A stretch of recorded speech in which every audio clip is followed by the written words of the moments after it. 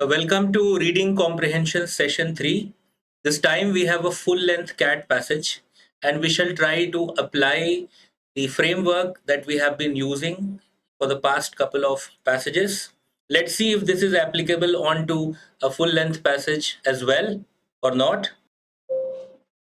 Let's have a look at the passage. The first paragraph, which is likely to be thematic because theme is usually present either in the first paragraph of the write up and at times towards the end of the write up. Some quick observations. The discussion is around the classic Maya collapse, and then the rest of the paragraph talks about 5 tentative reasons. The word tentative very clearly suggestive of the fact that there is a lack of surety in terms of the exact reason behind this classic collapse. तो ये जो strands हैं, these are probable reasons behind the collapse. कई सारे ऐसे words यहाँ दिख रहे हैं जो अनश्योरिटी को इंडिकेट करते हैं. जैसे लिखा है कि जो माया आर्कियोलॉजिस्ट हैं वो आपस में अभी भी डिसएग्री करते हैं exactly as to which of the reasons was responsible for this collapse. ये भी लिखा है कि जो आर्कियोलॉजिकल स्टडीज हुई हैं और डिटेल्ड आर्कियोलॉजिकल ऑब्जर्वेशंस हैं वो सिर्फ कुछ ही साइट्स के लिए अवेलेबल है. तो शायद ये भी एक बॉटलनेक है. ये पूरा का पूरा राइटअप एक एंशिएंट सिविलाइजेशन के कोलैप्स पर है. सभ्यताओं का विलुप्त होना एक कॉमन टॉपिक रहा है पैसेजेस में और ऐसे राइटअप्स हमें पढ़ते रहना चाहिए. Moving on to the next part of the write up, but before that let's try to predict because good readers are almost always ahead of the text. तो हम अंदाजा लगाते हैं कि आगे क्या लिखा हुआ होना चाहिए. तो मुझे लगता है चूंकि 5 स्ट्रैंड्स को या रीजंस को यहाँ पर लिखा गया है तो आने वाले जो पैराग्राफ्स होंगे वो एक एक करके स्ट्रैंड्स को ही मेंशन करेंगे. Let's see if we have guessed it right.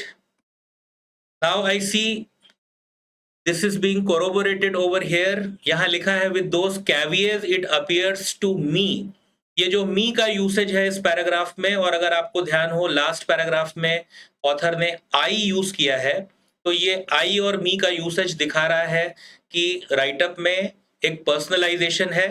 Author अपने ओपिनियंस भी दे सकता है. But largely this appears to be an analytical passage because 5 strands are being discussed.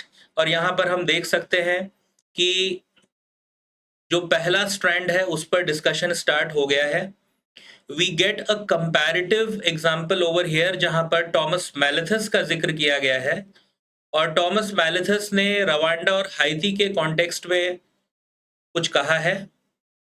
This largely relates to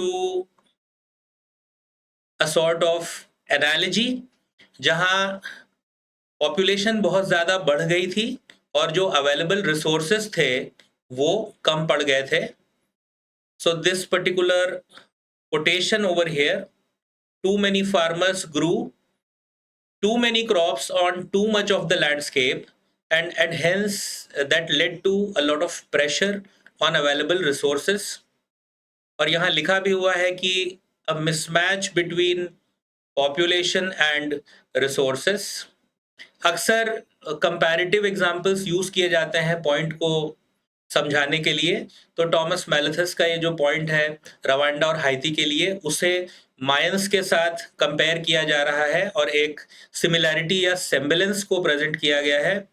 आगे अगर देखें तो इसी पॉइंट को एक्सपैंड किया गया है. एक सूखे का जिक्र है जिसे एंथ्रोपोजेनिक ड्राउट कहा गया है. Let us understand that the word anthropogenic refers to created by the action of human beings, क्योंकि इटमोलॉजी के हिसाब से अगर देखें तो एंथ्रोप का मतलब मैनकाइंड होता है और genic means created. So anthropogenic refers to a drought created because of the activities और actions of human beings. Deforestation का भी यहाँ पर जिक्र है. और भी कुछ माइनर डिटेल्स हैं, but as I suggested not every detail given in the write up is very important. अभी फिलहाल पैसेज बहुत स्ट्रक्चर्ड है, 5 स्ट्रैंड्स का जिक्र था और पहला स्ट्रैंड यहाँ हमारे सामने है, टॉमस मैलेथस का एग्जाम्पल भी कोट किया गया है। Moving on to the next paragraph, यहाँ पर थर्ड स्ट्रैंड लिखा है, इसका मतलब है कि फर्स्ट पैराग्राफ और सेकंड पैराग्राफ इन्हें मिलाकर के स्ट्रैंड 1 और 2 ये कंप्लीट हो जाते हैं और यहाँ पर फिर थर्ड स्ट्रैंड का जिक्र है, and this is about certain other reasons behind the collapse such as increased fighting to get available resources as resources were getting scarce and fewer। आगे कुछ हमारे पास यहाँ पर स्टैटिस्टिकल एविडेंस भी दिख रहा है जहाँ पर ये बहुत सारे लोग हैं जो कि बहुत छोटी सी जगह में क्रैम हो गए हैं, मतलब फंस गए हैं। तो जो एरिया ऑफ लिविंग है वो छोटा होता जा रहा है, लगभग हर जगह पर एग्रीकल्चर प्रैक्टिस हो रहा है, ये भी देखने में समझ आ रहा है, और इस वजह से जो प्रॉब्लम है वो और एग्जैजरबेट हो रही है। क्लाइमेट चेंज का भी यहाँ पर जिक्र किया गया है। ओके, लास्ट लाइन यहाँ बहुत इंपॉर्टेंट है, which says that the drought eight the time of the classic collapse was not the first drought that the Maya had probably faced. तो इसका मतलब यह है कि सूखा पहले भी पड़ा था, लेकिन इस बार का जो सूखा था वो पर्टिकुलरली डैमेजिंग था फॉर सम ऑब्वियस रीजंस। अब ये देख के समझ आ रहा है कि शायद आगे इसी का जिक्र होना चाहिए कि क्यों ये पर्टिकुलर जो ड्राउट था वो पर्टिकुलरली फेटल साबित हुआ। तो हम देख सकते हैं कि इस पैराग्राफ में पिछले ड्राउट्स के साथ कंपैरिजन किया गया है। यहाँ लिखा हुआ है कि जब प्रीवियस ड्राउट्स आए थे तो अनइनहैबिटेड पार्ट्स जो थे वो अभी भी बाकी थे, वहां जाया जा सकता था, करेक्ट। लेकिन इस बार जब सूखा पड़ा तो शायद माइग्रेट करने के लिए कोई जगह बची ही नहीं। यहाँ पर क्लियरली लिखा है there was no useful unoccupied land in the vicinity, जहां एक बार फिर से जिंदगी शुरू की जा सकती थी। So this suggests why this particular drought proved particularly ill-fated for the entire population. Then comes the fifth strand over here. ये भी probable reason है, पूरी तरह से certainty यहाँ पर भी नहीं है, जहाँ पर kings और nobles का जिक्र किया गया है मायंस के, and they fail to recognize the bigger obvious problems। वो अपने शॉर्ट टर्म कंसर्न्स पे बिजी थे, ये बताया गया है, लड़ाई लड़ रहे थे, बड़ी बड़ी इमारतें बनवा रहे थे, ओके, एक दूसरे से कॉम्पीट कर रहे थे, और सबसे जो इंपॉर्टेंट समस्या थी उसको टैकल नहीं कर रहे थे। So overall the passage is highly structured and these 5 strands और probable reasons have been discussed. अब तक कोई भी रीजन ऑथर ने पूरी तरह से सपोर्ट नहीं किया है। हाँ, ओवर पॉपुलेशन को एक इंपॉर्टेंट पैरामीटर माना गया है और लिमिटेड अवेलेबल रिसोर्सेस को, जो कि एक मेजर रीजन दिख रहा है इस क्लासिक कोलैप्स के पीछे, but no conclusion has been drawn so far. Moving on, this paragraph brings the whole discussion to a conclusion, यहाँ पर फाइनली लिखा हुआ है, और यहाँ फिर कुछ और डिटेल्स दिए हुए हैं जहां पर some comparisons have been done, okay, with some other past societies। comparisons इसलिए भी जरूरी होते हैं कि हम किसी भी टॉपिक को रिलेटिव फॉर्म में ही बेहतर समझ सकते हैं। यहाँ दिए गए बहुत सारे जो डिटेल्स हैं ये बहुत इंपॉर्टेंट नहीं है और इनको हम स्किम कर सकते हैं। एक वर्ड है यहाँ पर पैरेलल, जिसका मतलब भी कंपैरिजन होता है, okay. Some minor details here and there. इस पर्टिकुलर पैराग्राफ को हम जल्दी पढ़कर स्किम कर सकते हैं और यहाँ थोड़ा टाइम बचा सकते हैं, क्योंकि लार्जली यहाँ बहुत सारे डिटेल्स हैं। यूजुअली मैनेजमेंट एंट्रेंस में स्पेसिफिक डिटेल बेस्ड या डेटा बेस्ड बहुत ज़्यादा क्वेश्चंस नहीं होते हैं, और अगर क्वेश्चन आता भी है तो हम दोबारा इस पैराग्राफ पर आकर और डिटेल्स को क्रॉस चेक कर सकते हैं। सारे डिटेल्स याद रखना वैसे भी पॉसिबल नहीं है। लास्ट का जो पार्ट है इसमें कुछ डेटा मेंशन्ड है, नेकलेसेस का जिक्र है और यहाँ पर बीड्स का जिक्र है। ओके, कंपैरिजन भी किया जा रहा है, इम्प्रेसिव टेम्पल्स मायंस ने बिल्ड किए, इनकी बात हो रही है। मतलब एक बार फिर से उनके एक्स्ट्रावेगेंस और ऐसे कंसर्न्स का जिक्र हो रहा है जो आम जनता से रिलेटेड नहीं था, which means the Kings and nobles, they were ignoring the real issue and they were busy showcasing their own magnanimity, अपनी शान और शौकत में बिजी थे, और जो अंडरलाइंग स्ट्रेन था उस पर ये लोग ध्यान नहीं दे रहे थे। लास्ट लाइन में अमेरिकन सीईओज के साथ ये जो कंपैरिजन है ये काफी इंटरेस्टिंग है।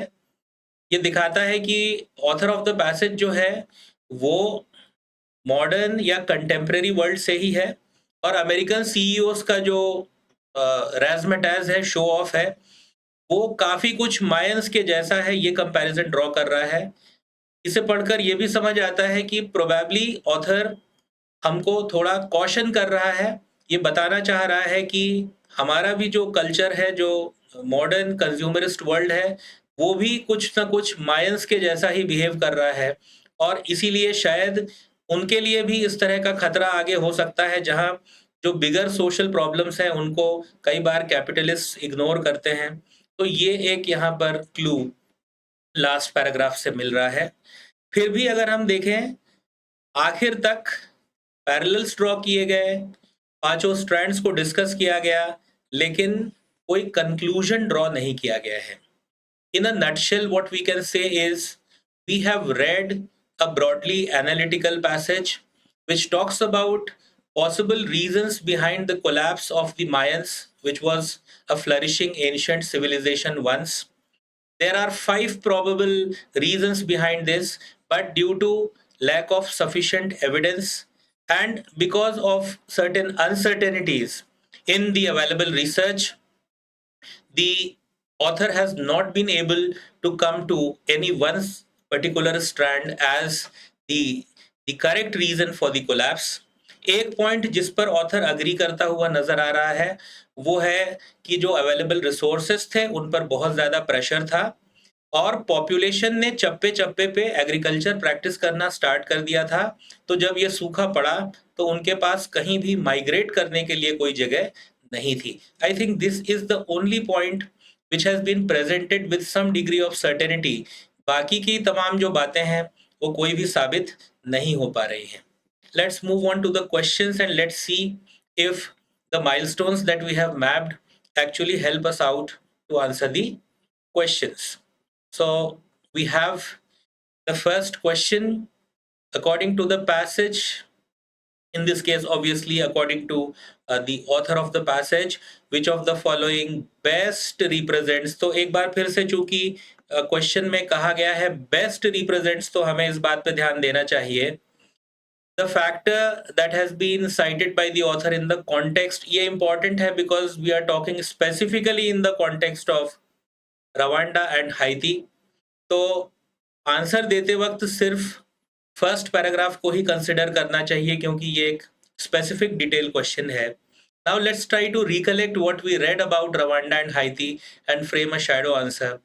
तो जैसे कि डिस्कशन में हमने समझा था कि रवांडा और हाइती में टॉमस मैलेथस के हिसाब से प्रॉब्लम ये था कि वहां पर जो अवेलेबल रिसोर्सेज थे, जिसमें लैंड और अदर रिसोर्सेज दोनों का जिक्र किया है, उन पर बहुत ज्यादा प्रेशर था और पॉपुलेशन बहुत ज्यादा हो गई थी, ये भी कहा गया है।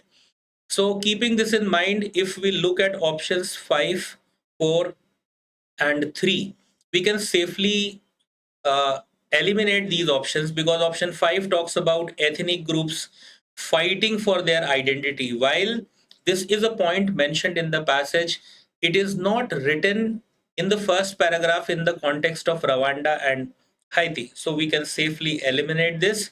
Various ethnic groups competing for political power, again not valid in the context of Rwanda and Haiti. Various ethnic groups fighting with each other, similar error, safely eliminated. Various ethnic groups competing for limited land resources, this is correct. We'll hold on to this option. Let's see if we have a better option. Option 1 says various ethnic groups competing for land and other resources. So in this option, we see 2 parameters, land, also other resources, whereas option 2 talks only about limited land resources. The paragraph talks about both land and other resources, and therefore option 1 slightly scores over option 2, and hence it is the first option that is correct. Sometimes the difference is subtle and close reading is required. Also, if required, we can always revisit the paragraph where the point has been quoted and cross check. Question number 2. This is a vocabulary based question, anthropogenic drought. So while we were discussing this part, I clarified that anthropogenic refers to anthrop and genic. So anthrop refers to mankind, whereas genic refers to created by. So the word largely means something that is a byproduct of the actions of human beings, जिसको हम मानव जनित या इंसानों के द्वारा बनाया गया मान सकते हैं. तो ये चूंकि स्पेसिफिक क्वेश्चन है, वोकैबुलरी बेस्ड है, इसका आंसर जो है डायरेक्टली देना चाहिए, ज़्यादा इधर उधर सोचने की ज़रूरत नहीं है. फर्स्ट में लिखा है drought caused by lack of rains. ये एंथ्रोपोजेनिक वर्ड का लिटरल ट्रांसलेशन नहीं है. सारे ही ऑप्शंस कहीं ना कहीं पैसेज से जुड़े हुए हैं, तो वो थोड़ा डाउट क्रिएट करते हैं, but this is basically out of context in connection with the word anthropogenic. Caused by deforestation, again as an option that talks about the reason behind the collapse. This makes sense, but it is not what anthropogenic means. It is rather an explanation of कि इंसानों ने क्या किया. यहाँ पर हमें सीधे सीधे वर्ड को इंटरप्रेट करना है. ऑप्शन 3 में लिखा हुआ है failure to prevent bracken ferns. There is indeed a reference to bracken ferns in the write-up, but again this is not what anthropogenic means. Option 4 makes the best sense because it is a very clear option and it explains the word the best, drought caused by the actions of human beings. The last one talks about climate change, which again logically makes sense but is not directly related to the question, and hence it is option number 4. Moving on, question number 3. According to the passage, the drought at the time of the Maya collapse had a different impact compared to the droughts earlier. Now, this is a point which we have already gone through in the write-up. The write-up very clearly said that there have been droughts in the past, but then at the time of the classic collapse, the drought proved particularly fatal or severe because people were practicing agriculture in every square inch and hence they had no place to migrate. पहले भी सूखा पड़ता रहा, लेकिन पहले सूखे की वक्त माइग्रेशन के लिए खाली जमीन थी, तो वहां पर लोग मूव कर जाते थे. पर इस बार जो सूखा था, जब ये हुआ, तो एग्रीकल्चर चप्पे चप्पे पे प्रैक्टिस हो रहा था और इस वजह से माइग्रेट करने के लिए कोई जगह बची नहीं थी, और ऐसे में ये ड्राउट बहुत खतरनाक साबित हुआ. ये शैडो आंसर हमारे दिमाग में रहना चाहिए. Let's check if this option finds a mention in one of the options. इसके अलावा अगर कुछ लिखा हुआ है, भले ही वो पैसेज में प्रेजेंट हो, उसको मार्क नहीं करना चाहिए. ऑप्शन 1 में जो माया किंग्स हैं, उनके एक्स्ट्रावेगेंट लाइफस्टाइल को बताया गया है कि वो बिजी थे अपने हैप्पीनेस में, बड़े मॉन्यूमेंट्स इरेक्ट करने में, शो ऑफ में, और लोगों पे ध्यान नहीं दे रहे थे. ये बात फैक्चुअली तो करेक्ट है, लेकिन ये वो रीजन नहीं है इस क्वेश्चन को एक्सप्लेन करने का या कॉन्टेक्स्ट का, क्योंकि यहाँ पूछा गया है कि इस बार का ड्राउट पर्टिकुलरली फेटल क्यों था.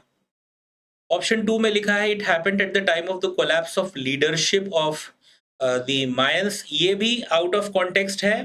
फैक्चुअली पॉइंट्स करेक्ट हो सकते हैं, पर अगर वो क्वेश्चन को एड्रेस नहीं कर रहे हैं तो उन पर ज्यादा सोच विचार नहीं करना चाहिए. It happened when the Maya population had occupied all available land suited for agriculture. This is exactly what the passage says why this drought was particularly fatal. ये सही लग रहा है, इसको हम होल्ड कर रहे हैं. It was followed by internecine warfare. Internecine मतलब आपस में, among Mayans आपस में युद्ध लड़ रहे थे. This is also a factual evidence in the passage but not related to the question. Irreversible environmental degradation led to the drought. ये एक तरह से देखें तो सबसेट है और ये भी क्वेश्चन का सही आंसर नहीं है। यहाँ पर हमने ये सीखा इस क्वेश्चन से और इसके करेक्ट आंसर से कि कई बार पैसेज में बहुत सी चीज़ें फैक्चुअली मेंशन्ड हो सकती हैं। इसका ये मतलब नहीं होता है कि वो सभी किसी क्वेश्चन का आंसर है। क्वेश्चन का फ्रेम ध्यान से पढ़ना चाहिए और जो पूछा गया है उसका आंसर देना चाहिए। Moving on, question number 4. This one is a relatively simpler question. According to the author, why is it difficult to explain the reasons? Reasons में भी specifically ये जो S है इस पे ध्यान देना चाहिए, क्योंकि ऑथर ने 5 स्ट्रैंड्स को यहाँ पर मेंशन किया है और फर्स्ट पैराग्राफ में कई सारे ऐसे वर्ड्स यूज किए थे जिससे पता चल रहा था कि ऑथर और रिसर्च दोनों में थोड़ा सा श्योरिटी की कमी है और कोई एक पर्टिकुलर रीजन जो है वो पूरी तरह से कन्विंसिंगली प्रेजेंट नहीं किया गया है। तो यहाँ से ये समझ आ जाता है the answer that we are suppose to mark should show ambiguity regarding these 5 strands, that these strands are unsuccessful in coming to a consensus or a common opinion, and hence we cannot say for sure which is the exact reason for the collapse. Let's see. Open inhabitants destroyed all the records, ऐसा passage में कहीं नहीं लिखा है, ये गलत information है। Open inhabitants का जिक्र है पर उन्होंने रिकॉर्ड्स डिस्ट्रॉय कर दिए, ऐसा कहीं नहीं लिखा है। कांस्टेंट डिफॉरेस्टेशन का जिक्र पैसेज में है, लेकिन ये कहना कि it wiped out all traces of Maya kingdom, ये इंफॉर्मेशन पैसेज के हिसाब से इनकरेक्ट है। Archaeological sites do not provide any consistent evidence, ये एक्सट्रीमिटी का एरर है। पैसेज में ये जरूर लिखा है कि आर्कियोलॉजिकल साइट्स और एविडेंस जो है वो सिर्फ चंद साइट्स के लिए अवेलेबल है। इसका ये मतलब नहीं है कि कोई कंसिस्टेंट एविडेंस एक भी साइट के लिए नहीं है, ये भी एक्सट्रीमिटी का एरर है, मिस कोट किया गया है राइट अप को। It has not been possible to ascertain which of the factors, यहाँ पर भी इस एस पे ध्यान देना चाहिए, best explains as to why the Maya civilisation collapsed. Question को अगर टैली करें, ये ऑप्शन सबसे अप्रोप्रिएट लगता है, इसको होल्ड कर लेते हैं। ऑप्शन 5 में 5 million people crammed into a small area है, this is a minor point और अ सबसेट, तो हम इसको भी एलिमिनेट कर सकते हैं, which means option 4 is correct. ये बहुत ही इजी क्वेश्चन था, कई बार हमें लगता है कि आंसर इतना इजी कैसे हो सकता है, but we are proved otherwise.